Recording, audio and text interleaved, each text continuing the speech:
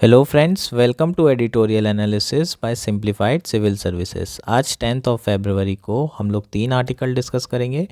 तीनों आर्टिकल काफ़ी इंपॉर्टेंट है। फर्स्ट आर्टिकल जो डिस्कस करेंगे वो है बीआईटी इन पीसेस, बायलैटरल इन्वेस्टमेंट ट्रीटी के बारे में समझेंगे, क्या होती है, क्या इसके ऑब्जेक्टिव्स हैं। इंडिया ने जो 1994 वाला मॉडल था उसमें क्या इश्यूज़ थे, 2016 वाला जो मॉडल अभी अडॉप्ट किया है उसमें क्या इश्यूज़ हैं और क्या क्या चैलेंजेस आ रहे हैं बीआईटी को इम्प्लीमेंट करने में, और पार्लियामेंट्री कमेटी की क्या रिकमेंडेशन है। पूरा एक मेंस का क्वेश्चन तैयार करेंगे, प्रीलिम्स पर्सपेक्टिव से भी सारी चीज़ें कवर की जाएगी।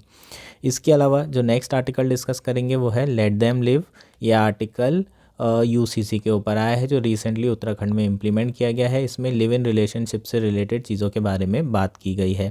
इसमें हम यूसीसी के बारे में बात करेंगे और उससे रिलेटेड चैलेंजेस के बारे में भी डिस्कशन करेंगे। लास्ट आर्टिकल हमारा द हिंदू से लिया गया है, प्रूडेंस प्रिवेल। जो रिसेंटली मॉनेटरी पॉलिसी कमेटी बनी थी उसने जो रेपो रेट डिसाइड किया है उसके बारे में बात करेंगे। क्यों रेपो रेट वही है पिछले 6 बार से, इस पे भी चर्चा की जाएगी।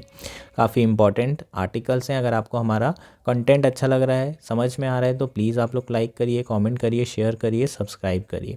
अगर आपको इसकी पीडीएफ चाहिए तो आप हमारा टेलीग्राम चैनल भी ज्वाइन कर सकते हैं, सिंप्लीफाइड सिविल सर्विसेज। वहाँ पर आपको बहुत सारे फ्री रिसोर्सेज भी प्रोवाइड होंगे जो आपकी यूपीएससी 2024 प्रीलिम्स के लिए इम्पॉर्टेंट है। आइए शुरू करते हैं हमारा एनालिसिस। हमारा फर्स्ट आर्टिकल है बीआईटी इन पीसेस। यह आर्टिकल इंडियन एक्सप्रेस में आया है।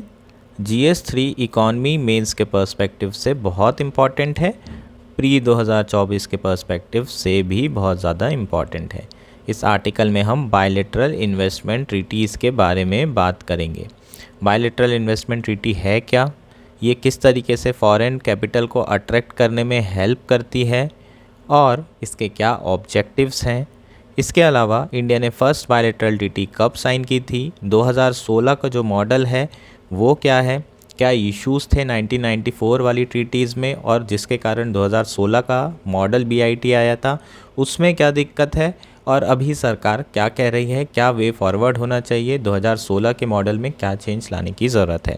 इस तरीके के सारे चीज़ें, सारे पॉइंट्स जो है इस आर्टिकल के थ्रू कवर करेंगे। पूरा एक मेंस का क्वेश्चन भी प्रिपेयर करेंगे और प्री के पर्सपेक्टिव से सारी चीज़ें इंपॉर्टेंट तो है ही।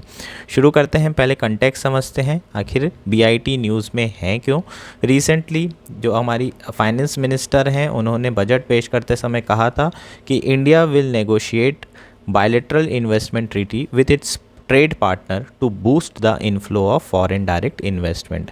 एफडीआई को बढ़ाने के लिए इंडिया अपने ट्रेडिंग पार्टनर्स के साथ बीआईटी साइन करेगा। ये बायलैटरल इन्वेस्टमेंट ट्रीटी का नेगोशिएशन चल रहा है काफ़ी सारी कंट्री के साथ और इसको फाइनली साइन करने की बात की जा रही है ताकि एफडीआई बढ़ाया जा सके, फॉरेन डायरेक्ट इन्वेस्टमेंट बढ़ाया जा सके। एफडीआई क्या होता है, अगर बाहर से इन्वेस्टमेंट आ रहा है और 10% से ज़्यादा इन्वेस्टमेंट है इक्विटी में तो उसे एफडीआई कंसिडर किया जाता है। अगर डेट और बॉन्ड इंस्ट्रूमेंट में 10% से कम है तो उसे हम एफआईआई कंसिडर करते हैं, अदरवाइज़ उसे एफडीआई कंसिडर किया जाता है। ठीक, ये हमारा एफडीआई हो जाएगा। तो अब शुरू करते हैं बीआईटी के बारे में समझते हैं। एक्चुअल में बीआईटी है क्या। BITs are treaties between two countries aimed at protecting investment made by investor of both countries. BIT दो कंट्रीज़ के बीच में ट्रीटी है जो कि साइन की जाती है, जिसका मेन पर्पस है इन्वेस्टमेंट को प्रोटेक्ट करना और इन्वेस्टर्स को प्रोटेक्ट करना। दोनों कंट्री अपने इन्वेस्टर्स को प्रोटेक्ट करती है दूसरी कंट्री में। फॉर एग्जांपल, इंडिया के अगर इन्वेस्टर यूके में जाके इन्वेस्ट कर रहा है तो उसे नेशनल ट्रीटमेंट मिलना चाहिए, उसके लिए प्रॉपर प्रोटेक्शंस होने चाहिए। उसी तरीके से यूके का इन्वेस्टर अगर इंडिया में इन्वेस्ट कर रहा है तो वो सारी चीज़ें यूके के इन्वेस्टर को भी मिलना चाहिए। उसके लिए दोनों कंट्रीज़ एक बीआईटी या बायलैटरल इन्वेस्टमेंट ट्रीटी साइन करती है जिसमें ये सारी चीज़ें ड्राफ्ट जो है होते हैं और ये सारे ऑब्जेक्टिव्स को क्या किया जाता है, मटेरियलाइज किया जाता है। 3 इंपॉर्टेंट ऑब्जेक्टिव होते हैं बीआईटी ट्रीटी के। क्या है पहला, first, imposing obligation to host state to accord fair and equitable treatment to foreign investment। आपने ये फेयर एंड इक्विटेबल ट्रीटमेंट का नाम सुना होगा, नेशनल ट्रीटमेंट का नाम सुना होगा। जिस तरीके से इंडिया के इन्वेस्टर्स जो इन्वेस्ट कर रहे हैं उनको जितना टैक्स लग रहा है, जितना कर लग रहा है, उतना ही टैक्स और कर बाहर से आने वाले जो फॉरेन इन्वेस्टर हैं उनको लगना चाहिए। ऐसा नहीं होना चाहिए कि आप डिस्क्रिमिनेशन कर रहे हो फॉरेन इन्वेस्टर के लिए और इंडियन इन्वेस्टर्स के बीच में, दोनों के बीच में कोई डिस्क्रिमिनेशन नहीं होना चाहिए, दोनों को नेशनल ट्रीटमेंट मिलना चाहिए। ये सारी चीज़ें WTO में भी कही गई है। मोस्ट फेवर्ड नेशन में जब भी स्टेटस की बात की जाती है, MFN स्टेटस, ये आपने सुना होगा word, most favoured nation status, जब भी हम इसकी बात करते हैं WTO के अंदर ये चीज़ें इंश्योर की जाती है और इस ट्रीटी के थ्रू जो है हम इस पर्टिकुलर जो नॉर्म है मोस्ट फेवर्ड नेशन स्टेटस का, उसको हम इम्प्लीमेंट करने की कोशिश कर रहे हैं। तो पहला ऑब्लिगेशन तो क्या है कि बाहर वाले इन्वेस्टर्स हैं, जो भी बाहर से इन्वेस्टमेंट आ रहा है उसको नेशनल ट्रीटमेंट मिलना चाहिए विदाउट एनी डिस्क्रिमिनेशन। दूसरा क्या ऑब्जेक्टिव है, allowing distribution of profits according to the agree terms. जो भी प्रॉफिट हो रहा है, बाहर से इन्वेस्टर आएगा, पैसा कमाएगा, तो हो सकता है यहाँ पर उसने पेप्सी, है ना, पेप्सी का जो मल्टीनेशनल कंपनी है उसने यहाँ पर इंडिया में अपनी सब्सिडी खोली, यहाँ से उसे प्रॉफिट हुआ, तो कितना प्रॉफिट लेके जा सकते हैं, कितना यहीं रखना पड़ेगा, ये सारी चीज़ें भी टर्म्स जो है डिसाइड किए जाते हैं बायलैटरल इन्वेस्टमेंट ट्रीटीज़ में। और नेक्स्ट और मोस्ट इंपॉर्टेंट है डिस्प्यूट सेटलमेंट मैकेनिज़्म। इसमें डिस्प्यूट सेटलमेंट मैकेनिज़्म की बात की गई है। अगर इन्वेस्टर्स और इंडियन गवर्नमेंट के बीच में कुछ इश्यूज़ आ जाते हैं तो उस सिचुएशन में क्या डिस्प्यूट सेटलमेंट मैकेनिज़्म होगी, क्या क्या चीज़ें डिस्पोजल में होंगी, किसके, इन्वेस्टर के जो बाहर से आए हैं, फॉरेन इन्वेस्टर्स के, उन्हें नेशनल ट्रीटमेंट कैसे दिया जा सकता है, क्या वो अपना जो डिस्प्यूट है उसको इंडिया के बाहर जाके रिजॉल्व कर सकते हैं, ये सारी चीज़ें बायलैटरल इन्वेस्टमेंट ट्रीटी में दी हुई होती है। इंडिया ने अपनी फर्स्ट एवर BIT साइन की थी 1994 में UK के साथ, यूनाइटेड किंगडम के साथ फर्स्ट टाइम ट्रीटी साइन हुई थी। 1994 में हुई थी, मतलब LPG रिफॉर्म्स उस समय चल रहे थे, है ना। इंडिया ने अपनी इकॉनमी को ओपन कर दिया था, BOP क्राइसिस से इंडिया डील कर रहा था, इंडिया को डॉलर्स की ज़रूरत थी, कैपिटल की ज़रूरत थी और इंडिया को ग्रोथ के लिए भी बाहर से FDI की ज़रूरत थी। लेकिन सिर्फ इकॉनमी ओपन करने से होता है क्या? नहीं होता है। आपको इन्वेस्टर्स को सेफ़ एनवायरनमेंट भी प्रोवाइड करना पड़ेगा, स्टेबल एनवायरनमेंट प्रोवाइड करना पड़ेगा, टैक्स स्टेबिलिटी प्रोवाइड करनी पड़ेगी, तब जाके वो इंडिया में आके इन्वेस्टमेंट करेंगे। और इन्हीं सारी चीज़ों को करने के लिए इंडिया ने BIT जो है साइन करना शुरू किया। उसकी शुरुआत 1994 में हुई। 2010 तक के BIT रिजीम ज़्यादा न्यूज़ में रही नहीं, लेकिन पहली बार बहुत ज़्यादा अटेंशन मिला BIT रिजीम को 2010 में, जब पहली बार इंडियन गवर्नमेंट और बाहर की जो इन्वेस्टर्स हैं या फिर कंपनीज़ हैं उनके अगेंस्ट में डिस्प्यूट होना शुरू हुआ। फर्स्ट डिस्प्यूट किस के बीच में हुआ है?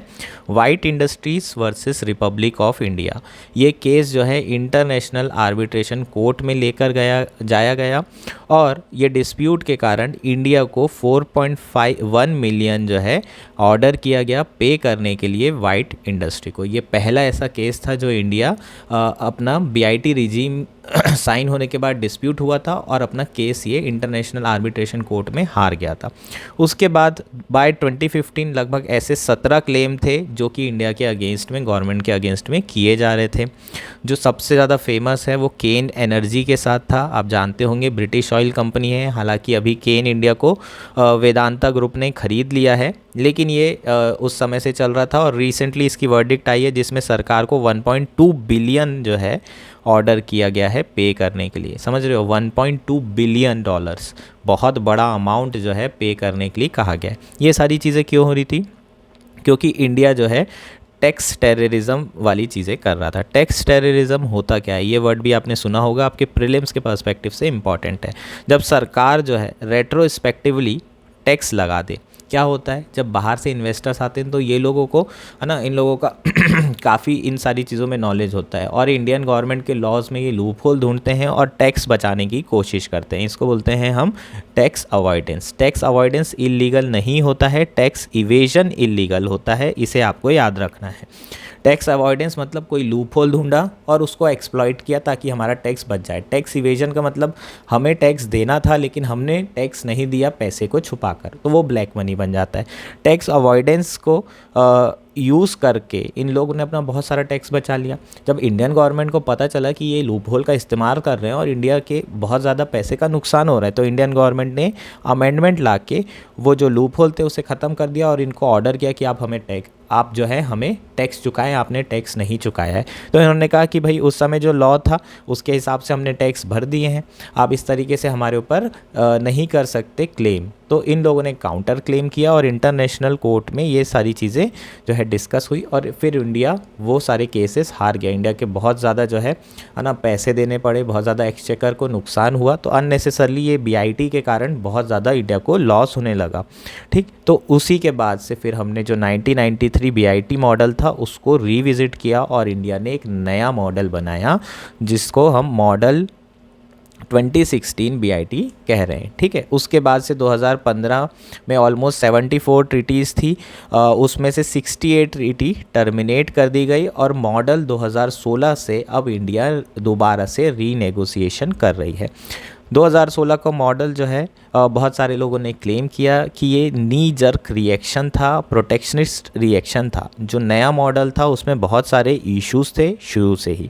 क्या क्या इश्यूज़ थे? पहला था ये इशू था कि it narrow down the definition of investment. इसने इन्वेस्टमेंट की जो डेफिनेशन है उसे ही बहुत जो है नैरो कर दिया था। अब इन्वेस्टमेंट की डेफिनेशन ही अगर नैरो हो जाएगी तो बहुत सारे इन्वेस्टर तो बीआईटी ट्रीटी के बाहर हो जाएंगे, तो वो क्लेम ही नहीं कर पाएंगे, तो डिस्प्यूट ही नहीं हो पाएगा। तो बहुत सारे ऐसे इन्वेस्टर थे तो उनको बीआईटी से ही बाहर कर दिया गया। इसके अलावा क्या इश्यूज़ थे? It also contain negative list. इसमें नेगेटिव लिस्ट भी थी जिसमें पर्टिकुलर इन्वेस्टर्स को बाहर किया गया था, वो पूरी लिस्ट बनाई गई थी। That includes portfolio investment etcetera. ऐसे कई सारे इन्वेस्टमेंट थे जिसको नेगेटिव लिस्ट के अंदर रख दिया गया था। तो ये कहीं ना कहीं एक नैरो जो डेफिनेशन है ऑफ इन्वेस्टमेंट की उसको शो कर रहा है।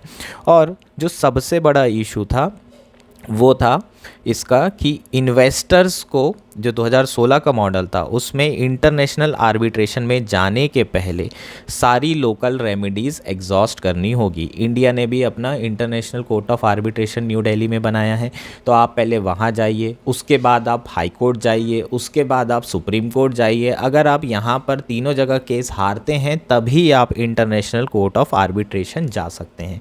ऐसा 2016 के मॉडल में था और ये पर्टिकुलरली बहुत सारी जो कंट्री है उनको ये लगा कि ये जो है हमारे इन्वेस्टर के लिए सही नहीं है, क्योंकि उन्हें बहुत साल जो है इंडिया की जुडिशरी में बिताना पड़ेगा। और इंडिया की जुडिशरी मतलब आप समझ रहे हैं तारीख पे तारीख, तो एक डिस्प्यूट 15 साल में ख़त्म हो रहा है, वही dispute international court of arbitration में 1.5 साल 2 साल में ख़त्म हो सकता है।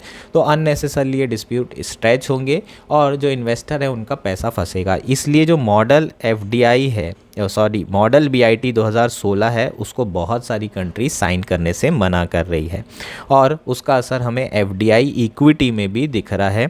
लगभग 24% का डिक्लाइन हमने देखा है अप्रैल से सितंबर 2023 के बीच में ईयर ऑन ईयर बेसिस पे। लास्ट ईयर की अगर बात करें तो 24% एफडीआई इक्विटी कम होती हुई नज़र आ रही है। इक्विटी इंपॉर्टेंट है। इक्विटी का मतलब समझ रहे हो ना, इंडिया में आके है ना हर एफडीआई अच्छा नहीं होता है। 10% से ज़्यादा एफडीआई अगर बॉन्ड मार्केट में ख़रीद लिया तो वो कोई फ़ायदेमंद नहीं होगा, लेकिन अगर एफडीआई के थ्रू एक कंपनी खरीदी जाती है या फिर एक नई कंपनी बनाई जाती है तो उससे एम्प्लॉयमेंट जनरेट होता है, डिमांड क्रिएट होती है। तो हर एफडीआई उतना अच्छा नहीं है, लेकिन एफडीआई इन इक्विटी काफ़ी अच्छी चीज़ होती है। या तो दूसरी कंपनी में शेयर्स खरीदे जा रहे हैं तो वो कंपनी भी एक्सपांड होगी, उससे भी बेसिकली क्या किया जा सकता है, एम्प्लॉयमेंट और डिमांड जनरेट की जा सकती है। तो यहाँ पर हम लोग स्पेशल एफडीआई इक्विटी की बात कर रहे हैं कि उसमें बहुत ज़्यादा इम्पैक्ट देखने के लिए मिल रहा है। इंडिया का शेयर मार्केट अच्छा है इसलिए वहाँ पर एफडीआई का इम्पैक्ट हमें देखने के लिए नहीं मिल रहा है, लेकिन जो मेन एफडीआई है जिससे इंडिया के एम्प्लॉयमेंट और डिमांड जनरेट होगी उसमें हमें डिक्लाइन देखने के लिए मिल रहा है, क्योंकि जो बीआईटी मॉडल है उसे बहुत सारी कंट्री साइन नहीं कर रही है। जो 2016 का मॉडल है उनको लगता है कि ये उनके लिए सेफ़ नहीं है और इसलिए जो है इंडिया बहुत सारी कंट्रीज़ के साथ एफटीए भी साइन कर रही है, free trade agreement. Free trade agreement में ये सारी चीज़ें इंक्लूड होती है। ये बहुत ब्रॉडर एग्रीमेंट होता है ना। इसमें इन्वेस्टर की सेफ्टी, नेशनल ट्रीटमेंट, ये सारी चीज़ें ऑलरेडी आ जाती है। तो बीआईटी थोड़ा नैरो है और एफटीए फ्री ट्रेड एग्रीमेंट बहुत ज़्यादा ब्रॉडर है, उसमें सारी चीज़ें इंक्लूड हो जाती है। यूके के साथ भी इंडिया एफटीए साइन करने की कोशिश कर रहा है, लेकिन अभी तक के 14 राउंड ऑफ नेगोशिएशन हो गए हैं, लेकिन अभी तक फाइनली ये साइन नहीं हुआ है। और जो इश्यूज़ आ रहे हैं वो डिस्प्यूट सेटलमेंट मैकेनिज़्म में ही आ रहे हैं।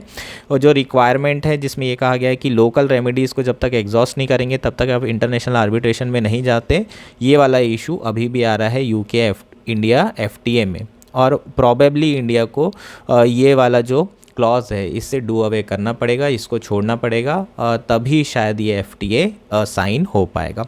इसके अलावा 2021 में parliamentary standing committee on external affair ने कुछ रिकमेंडेशन दी थी for the existing BIT regime. क्या क्या रिकमेंडेशन दी थी? टोटल 3 सॉल्यूशंस हैं, ये आप लिख सकते हैं, नोट डाउन कर सकते हैं। पहला था, this included the timely settlement of dispute through pre arbitration consultation and negotiation. पहला था कि हमें ऐसी मैकेनिज्म डालने की ज़रूरत है जैसे कि मीडिएशन, है ना, कंसिलिएशन, आर्बिट्रेशन के पहले पहुंचने के पहले कोर्ट में, उससे पहले कुछ ऐसी मैकेनिज़्म डाली जाए ताकि आउट ऑफ कोर्ट सेटलमेंट हो सके। तो इससे क्या होगा, आसानी से टाइमली डिस्प्यूट सेटल हो जाएगा, दोनों का पैसा बचेगा, समय बचेगा। दूसरा क्या कहा है इसने, it has also called for development of local expertise in the field of investment arbitration to not only ensure good representation in investor state dispute but also to ensure timely review of treaty to align with global best practices. इसमें यह भी कहा गया है कि local expertise का development करना है इन्वेस्टमेंट आर्बिट्रेशन इशू में। इंडिया बाहर जितने भी ये इंटरनेशनल आर्बिट्रेशन कोर्ट में क्लेम हो रहे थे इंडिया के अगेंस्ट में, इंडिया हार इसलिए भी रहा था कि इंडिया के पास ऐसा ह्यूमन रिसोर्स ही नहीं है जो इन सारी चीज़ों को फाइट कर सके, है ना। अपने यहाँ जितने भी आईएएस लोग हैं वो जर्नलिस्ट होते हैं, एक्सपर्ट बहुत कम है, स्पेशलिस्ट बहुत कम है। इन सारी चीज़ों के कारण भी इंडिया बाहर जाके कोर्ट में हार रहा था और इतना ज़्यादा इंडिया को नुकसान हो रहा था। तो उसका डेवलपमेंट करने की ज़रूरत है ताकि इन्वेस्टर जब भी डिस्प्यूट हो तो बाहर लड़ने के लिए कोई तो हो, अपना केस रखने के लिए कोई तो हो। और दूसरा, जो बीआईटी रिजीम है उसमें भी क्या क्या चेंजेस करने हैं समय समय पर, ताकि जो ग्लोबल प्रैक्टिसेस हैं उसे फॉलो किया जाए। ये सारी चीज़ों के लिए भी सजेशन देने के लिए हमें लोकल एक्सपर्टीज़ को डेवलप करना बहुत ज़रूरी है। इंडिया की अगर बात करें तो इंडिया अभी भी कॉन्ट्रैक्ट एनफोर्समेंट में बहुत लो रैंक कर रहा है। जो भी कॉन्ट्रैक्ट होते हैं उसके एनफोर्समेंट इंडिया में नहीं होता है। 163 out of 190 ease of doing business report के हिसाब से इंडिया की रैंक है। इसलिए जो भी ये रिकमेंडेशन दी जा रही है इसे लेटर और स्पिरिट में क्या करने की ज़रूरत है, बेसिकली इम्प्लीमेंट करने की ज़रूरत है। अगर इंडिया चाहता है, ये हमारा कंक्लूजन हो जाएगा कि इंडिया अगर चाहता है कि इंटरनेशनल ट्रेड और स्टेबल इन्वेस्टमेंट बना रहे तो इंडिया को बीआईटी को रिफॉर्म करने की ज़रूरत है या फिर और ज़्यादा से ज़्यादा एफटीए साइन करने की ज़रूरत है ताकि इंडिया का जो परस्यूट है 5 ट्रिलियन इकॉनमी का वो अचीव हो सके, है ना। तो ये सारी चीज़ें हमारे लिए क्या हो जाएगी, बीआईटी के बारे में हो जाएगी। होपफुली ये सारी चीज़ें आपको क्लियर हो गई है। एक लाइन और लिख सकते हैं कि इंडिया को one size fit all approach से डू अवे करना पड़ेगा और जो भी बीआईटी साइन कर रहे हैं वो केस बाय केस बेसिस पे होना चाहिए। जिस कंट्री के साथ आप जैसा नेगोशिएशन कर रहे हैं ताकि आपको बाहर से जो क्रॉस बॉर्डर मनी है वो आराम से आ सके, कैपिटल आ सके, एफडीआई बढ़ सके और डेवलपमेंट हो सके। ये बेसिकली पूरा आर्टिकल था। होपफुली आपको हर एक चीज़ क्लियर हो चुकी होगी। हमारा नेक्स्ट आर्टिकल है लेट देम लिव। यह आर्टिकल इंडियन एक्सप्रेस में आया है। GS2 पॉलिटी मेंस के पर्सपेक्टिव से बहुत इंपॉर्टेंट है, प्री के पर्सपेक्टिव से भी ओके इंपॉर्टेंट है। यूनिफॉर्म सिविल कोड के ऊपर आया है उत्तराखंड के, उसमें जो इश्यूज़ हैं लिव इन रिलेशनशिप को लेके उसके ऊपर यह आर्टिकल है। यूसीसी के बारे में ऑलरेडी सब जानते हो। आर्टिकल 44 के अंदर यूनिफॉर्म सिविल कोड की बात की गई है। आज़ादी के बाद से यूनिफॉर्म सिविल कोड नहीं था। बहुत सारे ऐसे सिविल इश्यूज़ हैं, for example marriage and it's annulment, adoption, succession, inheritance, ये अक्रॉस रिलीजन और रीजन अलग अलग तरीके से क्या होते हैं, रेगुलेट होते हैं। जनरली ये पर्सनल लॉ से रेगुलेट किए जाते हैं जितने भी सिविल इश्यूज़ हैं और एक कॉमन लॉ इसका नहीं बनाया गया है। जैसे क्रिमिनल है, क्रिमिनल कोड, उसमें अगर किसी ने किसी भी धर्म का हो लेकिन कुछ गलत क्राइम किया है तो उससे सज़ा बराबर होगी। लेकिन सिविल कोड सबके अलग अलग हैं और उस समय ऐसे हालात नहीं थे कि यूसीसी बनाया जाए, तो उसे डीपीएसपी में डाल दिया गया। और ये सारी चीज़ें हम ऑलरेडी डिस्कस कर भी चुके हैं अपने पिछले कुछ आर्टिकल्स में। तो यूसीसी अब स्टेट जो है इम्प्लीमेंट करना शुरू कर दिए हैं। एक स्टेट जहाँ पर पहले से यूसीसी है वो है गोवा, और अब उत्तराखंड में भी रिसेंटली जो है एक लॉ लेकर आया गया है जिसके through uniform civil code implement किया जा रहा है। यूनिफॉर्म सिविल कोड का मतलब क्या है, जितने भी सिविल लॉज हैं अक्रॉस रिलीजन उसको अक्रॉस रीजन एंड रिलीजन उसको क्या करना है, कोडिफाई करके एक सिंपल यूनिफॉर्म सिविल कोड बनाना है। इसके बेनिफिट्स क्या होंगे, बेसिकली आसानी हो जाएगी लीगल सिस्टम में, अलग अलग लॉज नहीं रहेंगे तो उसे इम्प्लीमेंट करना आसान हो जाएगा। तो रैशनलाइजेशन ऑफ लीगल सिस्टम हो जाएगा, सिंप्लीफिकेशन हो जाएगा, ईजी इम्प्लीमेंटेशन हो जाएगा। इसके अलावा जेंडर जस्टिस एंड इक्वलिटी तो आप जानते ही हैं, ये सारी चीज़ें भी हो जाएगी, महिलाओं के लिए काफ़ी बढ़िया है। पर्सनल लॉ में बहुत ज़्यादा हरासमेंट हो रहा था, कई ऐसे रिलीजन में, हिंदू मुस्लिम चाहे कोई भी रिलीजन हो, ये सारी चीज़ें पर्सनल लॉ के थ्रू महिलाओं का बहुत शोषण कर रही थी, इसलिए जेंडर जस्टिस के लिए यूसीसी लाना बहुत ज़रूरी है। थर्ड, नेशनल इंटीग्रेशन और सेक्युलरिज्म भी जो है बढ़ेगा। नेशनल इंटीग्रेशन कैसे बढ़ेगा, जब सारे सिटीज़न एक ही लॉ के अंदर आएंगे तो बिलोंगिंगनेस बढ़ेगी ना। ऐसा नहीं होगा कि एक दूसरे को बोल रहे हैं अरे यार ये बात तुम्हारा तो सही है, इसके रिलीजन में चले जाओ, इसको ज़्यादा फ़ायदा मिल रहा है। तो एक जो है जो बैर है रिलीजन में, वो इस कारण से भी आ रहा है कि अलग अलग तरीके से ट्रीट किया जा रहा है एक ही देश में अलग अलग धर्म के लोगों को। तो ये सारी चीज़ें भी ख़त्म हो जाएगी, नेशनल इंटीग्रेशन बढ़ेगा, फैटर्निटी बढ़ेगी, ब्रदरहुड बढ़ेगा, तो ये सारे बेनिफिट्स हो जाएंगे। और सेक्युलरिज्म वाली जो पॉलिटिक्स है वो भी कम हो जाएगी, पोलराइजेशन भी कम हो जाएगा। तो यूसीसी बहुत समय से, सुप्रीम कोर्ट तो बोल ही रहा है, शाह बानो केस 1984-6 से ये चीज़ें चली आ रही है, कह रहा है कि भाई इम्प्लीमेंट करो, लेकिन सरकार जो है अभी तक के नहीं कर रही हैं, उसके अपने अपने इश्यूज़ और चैलेंजेस हो सकते हैं। ये यूसीसी के बेनिफिट हो गए। कुछ चैलेंजेस की भी बात कर लेते हैं। फर्स्ट चैलेंज है रेजिस्टेंस फ्रॉम माइनॉरिटी ग्रुप। जो माइनॉरिटी ग्रुप हैं उनसे रेजिस्टेंस, वो लोग रेजिस्टेंस कर रहे हैं, है ना, वो रजिस्ट कर रहे हैं कि भाई आप जनस लॉज बना दोगे, होमोजेनस लॉज बना दोगे, मतलब एक लॉ बना दोगे जो बाकी रिलीजन को भी क्या करना पड़ेगा, या बाकी जो माइनॉरिटीज़ हैं उनको भी एक्सेप्ट करना पड़ेगा। मेजॉरिटी के लॉ माइनॉरिटी को एक्सेप्ट करना पड़ेगा, ये तो गलत है। हमें संविधान में जो है आर्टिकल 25 में दिया है कि हम अपने रिलीजन को प्रोफेस कर सकते हैं, प्रोपगेट कर सकते हैं, हमें राइट टू रिलीजन दिया गया है, तो ये इसका वायलेशन है। तो दूसरा पॉइंट यही हो जाएगा, it's a violation of article 25। Third क्या है, लैक ऑफ पॉलिटिकल विल। ये पॉलिटिकल विल की कमी के कारण अभी तक के यूसीसी इम्प्लीमेंट नहीं हुआ है और इसमें राजनीति चलती आ रही है। अभी जो इम्प्लीमेंट हो रहा है वो भी एक राजनीति ही है ना, वो जेंडर जस्टिस के लिए नहीं किया जा रहा है, नेशनल इंटीग्रेशन के लिए नहीं किया जा रहा है, थोड़ा बहुत उसमें भी कहीं ना कहीं हमें राजनीति दिखती है। और जो चौथा चैलेंजेस है वो है diverse personal law and customary practices. बहुत ज़्यादा पर्सनल लॉ डाइवर्स हैं, कस्टमरी प्रैक्टिसेस बहुत ज़्यादा अलग हैं, और इसलिए जो है इतना आसान नहीं होगा इसको एक लॉ में कोडिफाई करना। ठीक है, कुछ ऐसे तो लॉज हैं पर्सनल लॉ जो कि ओरल हैं, कोडिफाइड भी नहीं है। फॉर एग्जांपल कुछ ऐसे ट्राइबल लोग हैं जिनके अपने कस्टमरी लॉ है। अगर आप 371 आर्टिकल देखें तो स्पेशल जो नॉर्थ ईस्ट एरिया है वहाँ के जो इथनिक ट्राइब्स हैं उनके लिए अलग अलग लॉज, उनके अलग अलग कस्टम के हिसाब से लॉ हैं जिसमें पार्लियामेंट किसी तरह का दखल नहीं दे सकता।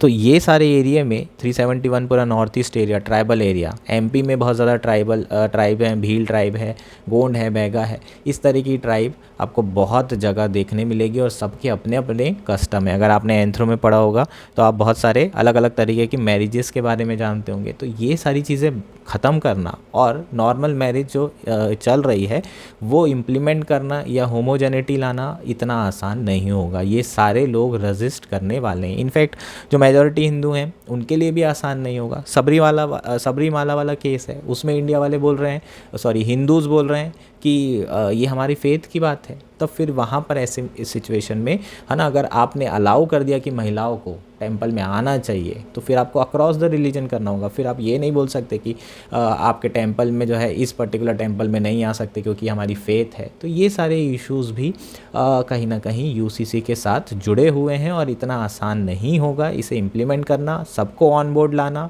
प्रॉपर डिस्कोर्स और डिस्कशन करना, डेलिब्रेशन करना, और बिना राजनीति के ये सारी चीज़ें होने से रही तो बहुत मुश्किल है यूसीसी को करना। लेकिन यूके मीन्स उत्तराखंड ने अभी अपने इलेक्शन के पहले मैनिफेस्टो में डाला था कि हम यूसीसी इम्प्लीमेंट करेंगे और उनके द्वारा ये इम्प्लीमेंट किया जा रहा है।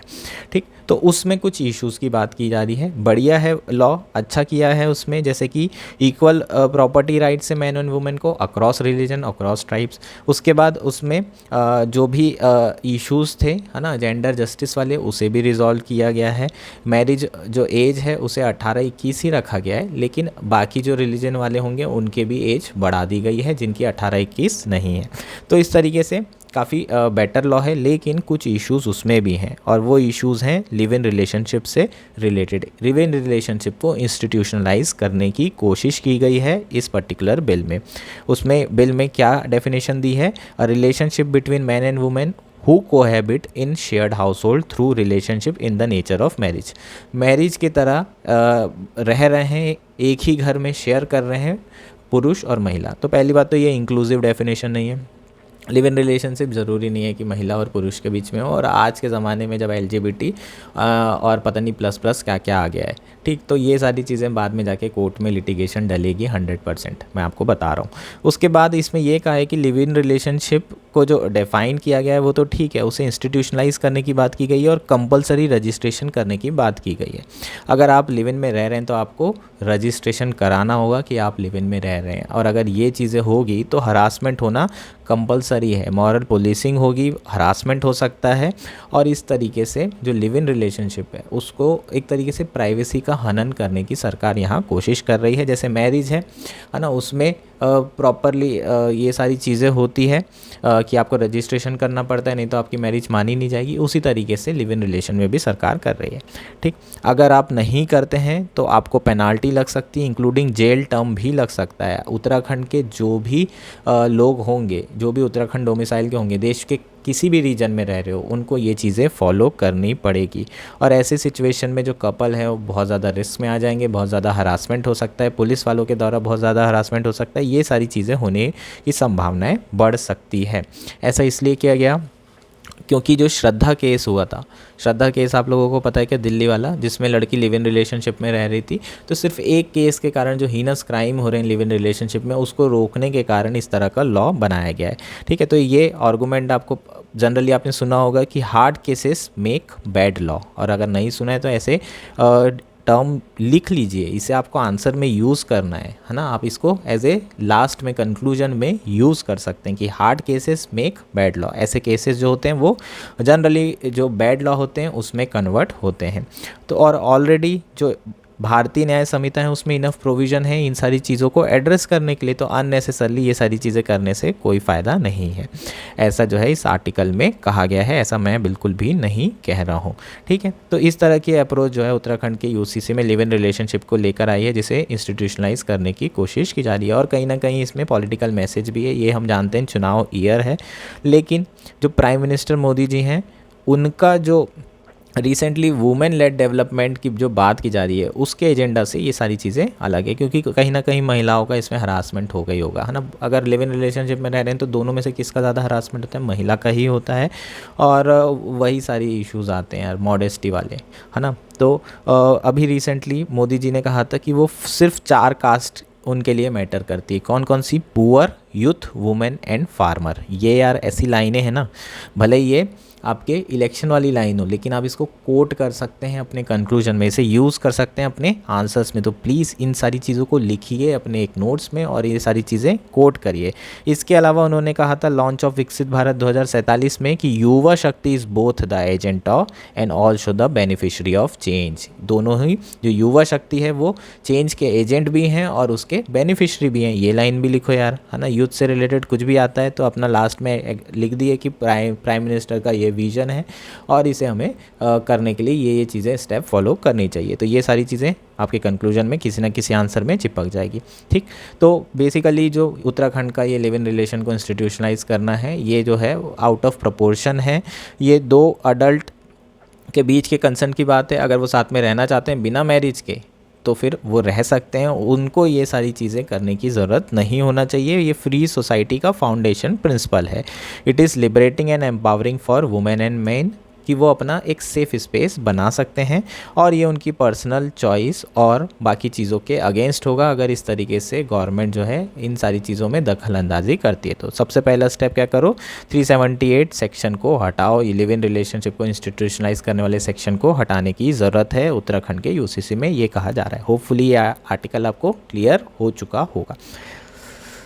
हमारा लास्ट आर्टिकल है प्रूडेंस प्रिवेल्स। ये आर्टिकल द हिंदू में आया है। GS3 इकॉनमी मेंस के पर्सपेक्टिव से इम्पॉर्टेंट है, प्रीलिम्स 2024 के पर्सपेक्टिव से भी इम्पॉर्टेंट है। बेसिकली इस आर्टिकल में हम रिसेंटली जो मॉनेटरी पॉलिसी कमेटी है उन्होंने जो डिसीजन लिया है रेपो रेट को लेके उस पर डिस्कशन करेंगे। MPC के बारे में हम जानते ही हैं। मॉनेटरी पॉलिसी कमेटी में कितने मेंबर होते हैं? 6। 3 सरकारी होते हैं, 3 RBI के होते हैं, और अगर दोनों में स्प्लिट वोटिंग हो जाए तो RBI के जो गवर्नर हैं वो इसके चेयरमैन होते हैं, और वही फाइनली अपना जो वोट देते हैं वो कास्टिंग वोट कहलाता है। इन केस टाई हो जाता है तो कोई भी डिसीज़न लेने में, ठीक। MPC डिसाइड करती है, ये monetary policy RBI led committee है, तो RBI ही अल्टीमेटली मॉनेटरी पॉलिसी डिसाइड करता है। मॉनेटरी पॉलिसी का पर्पस क्या होता है? सप्लाई ऑफ मनी को क्या करना? चेंज करना। क्वांटिटेटिव टर्म्स में जो सप्लाई है मनी का एंड इकॉनमी में उसको कम ज़्यादा करने के लिए हम मॉनेटरी पॉलिसी बनाते हैं। इसके अपने अपने ऑब्जेक्टिव होते हैं, जैसे कि ग्रोथ, इकोनॉमिक ग्रोथ और प्राइस स्टेबिलिटी, ये 2 मेन ऑब्जेक्टिव होते हैं, है ना। अगर इकॉनमी ग्रोथ बढ़ानी है तो रेपो रेट कम कर दो। रेपो रेट कम करने से जो लोन होंगे वो सस्ते हो जाएंगे, और लोन सस्ते होंगे तो लोग लोन खरीदेंगे, लोन खरीदेंगे तो इन्वेस्टमेंट होगा, इन्वेस्टमेंट होगा तो डिमांड बढ़ेगी, डिमांड बढ़ेगी तो और कंजम्पशन होगा और इन्वेस्टमेंट होगा, और ये साइकिल चलती रहेगी। और प्रोडक्शन की ज़रूरत पड़ेगी तो एम्प्लॉयमेंट बढ़ते रहेगा, ग्रोथ बढ़ जाएगी। अगर ग्रोथ कम करनी है तो क्या करने की ज़रूरत है ना? ऐसा होता नहीं है ग्रोथ कम करने की। जनरली इन्फ्लेशन कम करना है तो RBI रेपो रेट बढ़ा देती है। रेपो रेट बढ़ाने से मार्केट में मनी कम हो जाता है, क्योंकि लोग लोन लेते नहीं हैं, लोन लेंगे नहीं तो इन्वेस्टमेंट होगा नहीं, इन्वेस्टमेंट होगा नहीं तो डिमांड बढ़ेगी नहीं, डिमांड बढ़ेगी नहीं तो एम्प्लॉयमेंट नहीं बढ़ेगा, एम्प्लॉयमेंट नहीं बढ़ेगा तो क्या होगा? एम्प्लॉयमेंट नहीं बढ़ेगा तो जो ग्रोथ होगी GDP, ये सारी चीज़ें नहीं हो पाएगी। तो अगर इन्फ्लेशन बढ़ता है तो उसको कंटेन करने के लिए जो रेपो रेट बढ़ाया जाता है उसका इनडायरेक्टली इम्पैक्ट किस पे पड़ता है? इंडिया की GDP पे पड़ता है, ग्रोथ पे पड़ता है। इसलिए जो मॉनेटरी पॉलिसी होती है वो बहुत ज़्यादा इम्पॉर्टेंट होती है। कई बार आपने सुना होगा जब राजन जी थे तब मोदी जी कई बार जो है बोलते थे कि भाई प्लीज़ यार थोड़ा तो इंटरेस्ट रेट कम कर दो, लेकिन जो उस समय गवर्नर थे राजन जी, बोले नहीं भाई, हमारा जो प्रायोरिटी है वो है प्राइस स्टेबिलिटी। ग्रोथ आपकी प्रायोरिटी है लेकिन हमारी प्रायोरिटी है इन्फ्लेशन कंट्रोल रहना। अगर इन्फ्लेशन नहीं रहेगा कंट्रोल तो सबसे ज़्यादा हर्ट किसको करता है इन्फ्लेशन? गरीब लोगों को, पुअर को, कंज्यूमर्स को लार्ज नंबर में। तो इसलिए किसी और को बेनिफिट देने के लिए हम नहीं कर सकते गरीबों का नुकसान। इसलिए जो है RBI हमेशा इम्पॉर्टेंट क्या देखता है कि प्राइस स्टेबल है या नहीं है। ग्रोथ उसके लिए सेकेंडरी क्राइटेरिया है, ये आपको याद रखना है। हालांकि दोनों साथ में लेके चलने की ज़रूरत है। ऐसा नहीं है कि सिर्फ प्राइस स्टेबिलिटी के बारे में सोचेंगे, ग्रोथ के बारे में भी सोचना मॉनेटरी पॉलिसी कमेटी का या फिर RBI का काम है, ठीक। तो अभी MPC बैठी थी, बाय मंथली पॉलिसी है, आप जानते हैं साल में 6 बार बैठ जाते हैं, बार बार रेपो रेट बदलता है, ये आपको याद रखना है, बाय मंथली होती है ना। अभी पूछेंगे तो भूल जाओगे। तो अभी जो MPC बैठी है उसने 6वीं बार जो है रेपो रेट चेंज नहीं किया है, और जो उसका स्टैंस है विड्रॉल ऑफ अकोमोडेशन वो अभी भी बना हुआ है। विड्रॉल ऑफ अकोमोडेशन का मतलब क्या है? ये एक तरीके से नेक्स्ट जो बाई मंथली पॉलिसी आएगी तब तक के लिए सारे इन्वेस्टर और सारे लोगों के लिए एक इंडिकेशन है कि RBI का जो स्टैंड है वो है withdrawal of accommodation. Withdrawal of accommodation का मतलब है कि या तो पॉलिसी नेक्स्ट ईयर आएगी वो न्यूट्रल रहेगी, या फिर जो रेपो रेट होगा वो बढ़ेगा, कम नहीं होगा। अकोमोडेटिव का मतलब होता है कि हाँ RBI सोच रही है, अकोमोडेटिव स्टांस है तो वो रेपो रेट कम भी कर सकती है, बढ़ा भी सकती है, लेकिन अगर विड्रॉल ऑफ अकोमोडेटिव स्टांस है तो वो कम नहीं करेगी। ये आपको याद रखना होगा। अगले बार जो RBI बाई मंथली पॉलिसी होगी उसमें भी यही अगर स्टैंस होता है तो रेपो रेट कम नहीं होने वाला है। पिछले 6 बार से रेपो रेट जो है 6.5% है। CSIR में ऐसी चीज़ें पूछी जा सकती है, छोटे मोटे एग्ज़ाम में यही चीज़ें आती है, अभी लगातार इसके पेपर भी हो रहे हैं, ठीक। तो हेडलाइन इन्फ्लेशन इसका रीज़न है। हेडलाइन इन्फ्लेशन बहुत ज़्यादा, हेडलाइन इन्फ्लेशन के बारे में जानते हैं। कोर इन्फ्लेशन में वोलेटाइल कंपोनेंट नहीं होते, हेडलाइन इन्फ्लेशन में वोलेटाइल कंपोनेंट होते हैं, जैसे कि फूड और फ्यूल। इसलिए जनरली जो हेडलाइन इन्फ्लेशन होता है वो जनरली ज़्यादा होता है, क्योंकि फ्यूल इंडिया में बाहर से आता है और इसलिए डिपेंड नहीं करता, और फूड का तो आपको पता ही है मानसून के ऊपर डिपेंड करता है। तो बहुत सारे लोग बोलते हैं कि कोर इन्फ्लेशन को लेना चाहिए, हेडलाइन इन्फ्लेशन से रेपो रेट नहीं चेंज करना चाहिए। पर आरबीआई का कहना ये है कि रेपो रेट जो है ना, हेडलाइन इन्फ्लेशन ही कंज्यूमर को पे करना पड़ता है, इसलिए रेपो रेट भी हेडलाइन इन्फ्लेशन के हिसाब से ही डिसाइड होगा। उर्जित पटेल कमेटी ने सीपीआई को माना था, यहाँ पर हेडलाइन इन्फ्लेशन को माना था, जिसके थ्रू वो रेपो रेट डिसाइड करेंगे। 2014 में ये कमेटी बनी थी, उसने ये सारी चीज़ें डिसाइड करी थी। ठीक, तो हेडलाइन इन्फ्लेशन जुलाई में 15 मंथ का पीक पे था 7.4%, अक्टूबर में 4.87% पहुंच गया था, कम हो गया था, लेकिन दोबारा से दिसंबर में वो बढ़ गया है। उसका रीज़न क्या है? क्योंकि दोबारा से वेजिटेबल्स के प्राइसेस बहुत हाई हो गए, पल्सेस के बहुत हाई, ऑयल का बहुत हाई, इन्फ्लेशन तो बहुत बढ़ गया यार, सच में बहुत बढ़ गया है। कंज्यूमर फूड प्राइस इंडेक्स की बात करें 9.53% हो चुका है, जो कि साइजेबल अमाउंट में है। इसलिए आरबीआई को जो अपना रेपो रेट है उसे 6.5% ही रखना पड़ा है। ठीक है, तो इसका इफेक्ट जो है ये मिमिक कर सकता है कोर इन्फ्लेशन, बिल्कुल कर सकता है, क्योंकि यार ये रॉ मटेरियल है इंडस्ट्री के लिए। अगर रॉ मटेरियल का प्राइस बढ़ेगा तो गुड्स एंड सर्विसेज का प्राइस भी तो बढ़ेगा जो इंडस्ट्री में है। इसलिए सरकार, ट्रांसपोर्टेशन का भी तो कॉस्ट बढ़ेगा अगर ऑयल का प्राइस बढ़ेगा। इसलिए आरबीआई, सॉरी सरकार नहीं, इसलिए आरबीआई जो रेपो रेट है उसे बढ़ाए हुए है। ठीक है, ये हमारा आर्टिकल था। होपफुली आर्टिकल पूरा क्लियर हो गया होगा, सारी चीज़ें समझ में आ गई होगी। अगर नहीं आई हैं तो प्लीज़ आप लोग कमेंट करके मुझसे पूछ सकते हैं। That's it for today, thank you and enjoy your day.